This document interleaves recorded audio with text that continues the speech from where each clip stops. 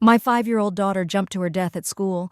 I wasn't in a rush, but her teacher was losing it. She kept calling and texting saying my daughter was dead, and then I needed to get to the school ASAP. I just turned my phone off and chilled, watching a movie marathon. Last time I'd gotten that call from the teacher, and I'd rushed to the school like a crazy person only to see my daughter's cold, lifeless body. The teacher said that before she jumped, my daughter kept crying about how her mom beat her all the time, that she couldn't take it anymore and had jumped. Even my husband accused me of abusing our daughter at home, but I treated my little girl like a princess. I wouldn't even raise my voice at her, let alone lay a hand on her. In the face of everyone's accusations, the medical examiner lifted my daughter's shirt. They saw a web of scars all over her body, old and new, and the examiner said she'd suffered long-term abuse. I was instantly branded a monster, a child killer with no way to defend myself. My parents were doxxed, my business went under, and they were driven to a miserable death in their own home. And me? I was sent to prison, where I was beaten to death.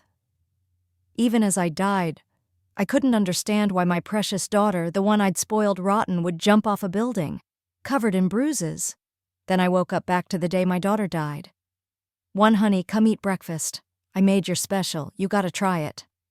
Mark, always sweet and supportive, brought my breakfast and placed it in front of me. His usual gentle smile made me shudder. Mark was my house husband. He stayed home and took care of the house, our daughter and I. Over the years, he'd been meticulous and thoughtful, taking care of my daughter and I like we were his whole world. My friends all said I'd landed a real winner, a sweet, perfect guy. And I thought so too. If it weren't for the last life where he glared at me with venom, accusing me of being a cruel mom, a total abuser, I never would have guessed that my calm, kind husband could have such a twisted side. "Hey, are you okay? You're spacing out. Gotta eat." Mark waved his hand in front of my face.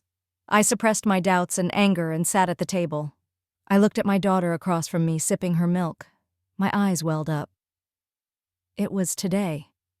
After she ate and went to school, she jumped. And the last time, all I'd seen was my daughter's body. I'd held her crying until I was numb. But the teacher had pointed at me, telling me to stop faking it. I was clueless.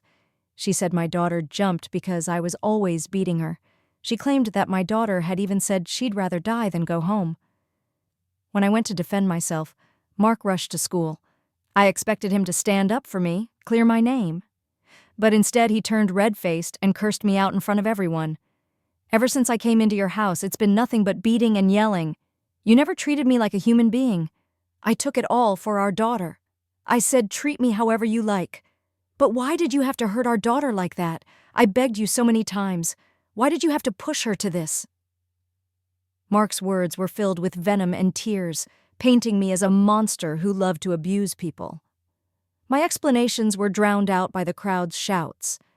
Then the medical examiner came to inspect the body, revealing the scars, old and new, covering her little body. The examiner immediately said that these scars were from long-term abuse. Even a tiger doesn't eat its cubs. This woman is worse than an animal. People like her don't deserve a husband or children. They don't deserve to live. Her daughter was so unlucky getting stuck with a monster for a mom. Letting someone like her live even a second longer is polluting the earth. The evidence was stacked against me, and people hurled insults and curses my way. Some of the onlookers even threw garbage and rocks, wanting to kill me right there.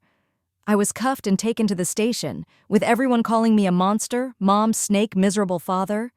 The internet exploded. Everyone cursed and screamed at me online, all with the meanest insults. My parents were doxxed, their business ruined. They were trapped in their house, attacked and smeared with paint and manure whenever they went outside. Eventually they died, and no one found their bodies until it was too late. And I was abused and beaten to death by the inmates. Even as I died, I couldn't understand why my daughter, the one I cherished, would jump to her death with her body covered in bruises. The pain from that life was still fresh. This time, I was going to find out what really happened. 2, I ate my breakfast as normal. When Mark was about to take our daughter to school, I stopped him. "Her hair is a little messy. Let me brush it." I took my daughter to the bathroom, shut the door, and lifted her shirt.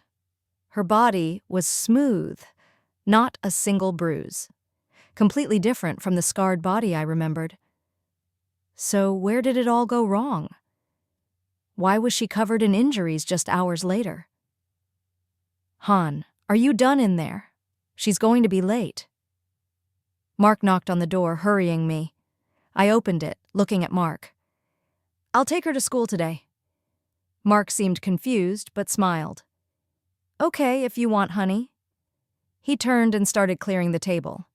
Without saying another word, his behavior was so normal it didn't seem suspicious. But that made me even more desperate to find the truth. As I drove my daughter to school, I asked her, "Hey, sweetie, has anyone been bothering you at school?" My daughter replied with a smile, "No, I'm really popular. Everyone wants to play with me." I paused, then continued, "What about your teachers? How do they treat you?" "They're all nice. The head teacher always tells me stories and gives me presents." My daughter's reply was quick, her little face showing only joy. I parked the car and looked at her. "What about Mommy? How does Mommy treat you?" Her bright eyes widened and she said immediately, "You treat me really well, Mommy." Then she kissed me on the cheek. "I love you the most." I hugged her tight, not saying anything else. Then I drove her to her school. Her teacher was waiting outside. "Hey, Mrs. Jones, what a nice surprise seeing you here." The teacher smiled at me, taking my daughter's hand. "Oh, my schedule is light today." I smiled back and observed the teacher. She smiled and then crouched down, tickling my daughter's nose. "Look how much your mom loves you. She's here with you even though she's so busy." Her performance was friendly and sincere. Even her eyes seemed to express pure love. She didn't seem like a two-faced manipulator. That made me more confused. In the last life, I had a decent relationship with the teacher. She was kind and great with the kids. I'd often tried to treat her to lunch to thank her for taking such good care of my daughter, but she always refused, saying that she was just doing her job and that she didn't need anything extra. I thought she was a truly good teacher, fair and diligent. But just a few hours later, she publicly accused me of being a cruel mom who was abusing my daughter. I really couldn't understand what went wrong. 3. I had 3 hours before my daughter was supposed to jump, but I still couldn't figure out what was going on. Just thinking about how my happy little girl would turn into a cold body made me sweat. Last time, everything happened so suddenly. I was helpless to stop it. This time, I would not let that happen. After a few more words with my daughter's teacher, I left. But I didn't go far. I just kept watching them. I didn't leave until the school was all locked up and the classes had started. I sat in my car, racking my brain. Why was I being branded as a monster when I did nothing? Why was my daughter fine when she left? But then, hours later at school, she jumped to her death with her body covered in long-term abuse marks? Why did Mark and the teacher, who I thought were good, change and accuse me of things that I didn't do?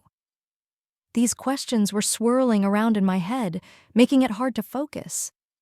I knew that something was wrong, but I couldn't figure out where. It had all gone off the rails.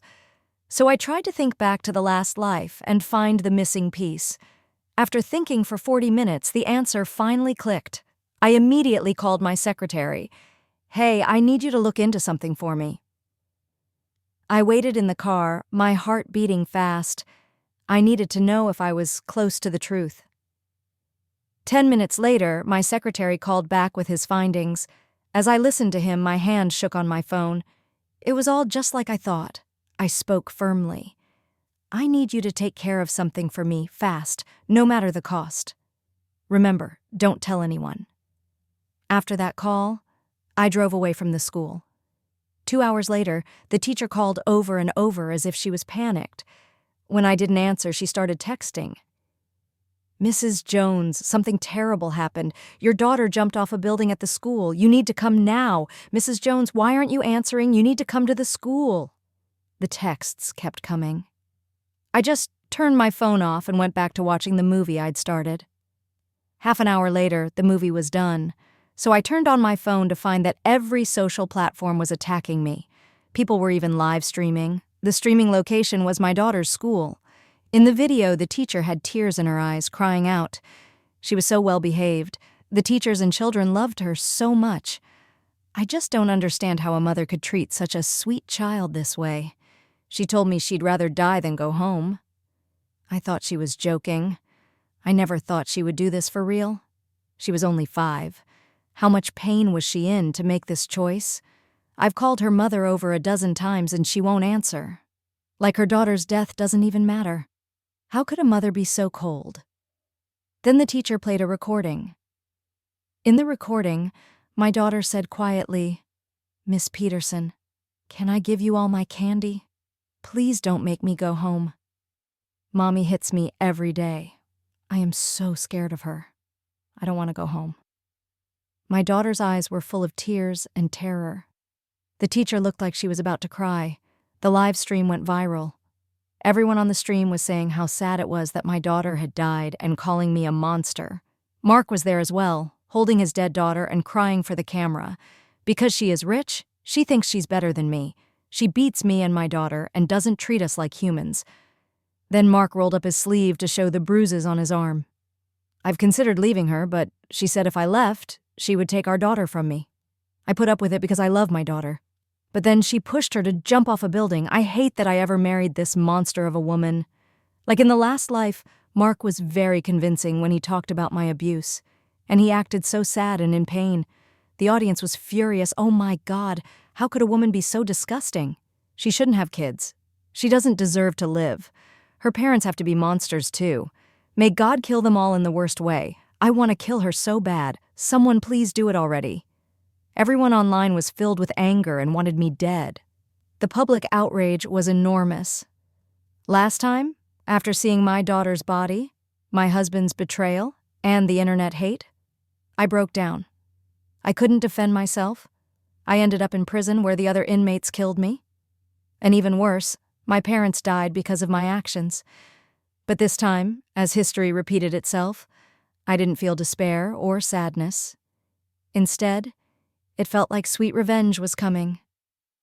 I put away my phone and drove to my daughter's school. I looked at the crowd that was blocking the entrance and I grinned. The show was about to begin. It was about